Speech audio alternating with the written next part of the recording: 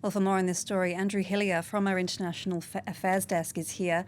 Andrew, as we've just heard, we're hearing very different narratives about this incident. What do you make of it? Well, as we just heard there, this happened in the context of an operation being carried out by immigration and customs enforcement agents in Minneapolis. It's, of course, part of a broader crackdown on immigration since Donald Trump took office again about a year ago. So hundreds of agents have been deployed to the city. These operations targeting Somali immigrants in particular. Minnesota is home to the world's largest diaspora of Somalis.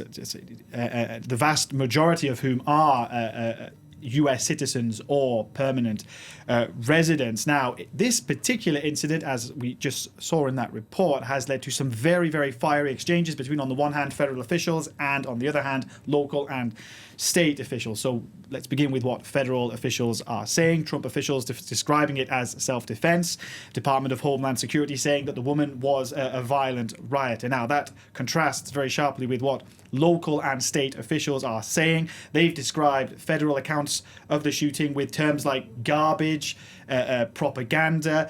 We have also seen footage circulating on social media which appears to show the incident. It shows a vehicle partially blocking a street, people, what appear to be protesters, lining the pavements.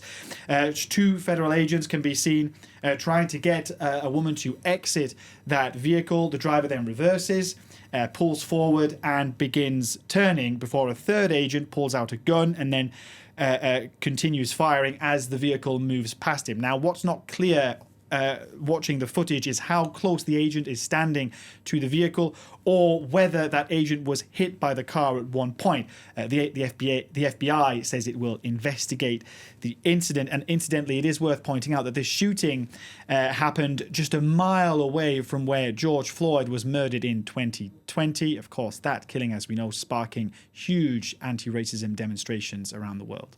All right, so what more do we know about this victim?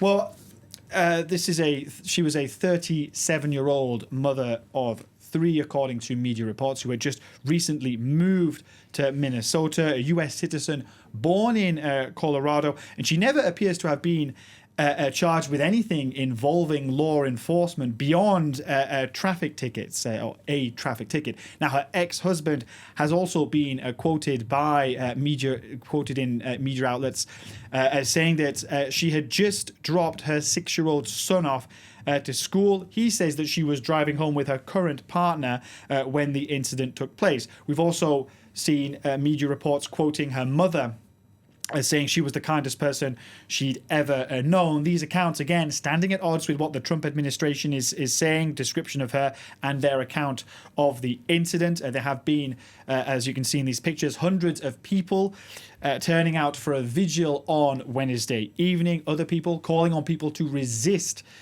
protesters calling on people to resist immigration enforcement. There has been no violence, but tensions clearly heightened. Well, Donald Trump's immigration crackdown is already hugely controversial. Tell us why.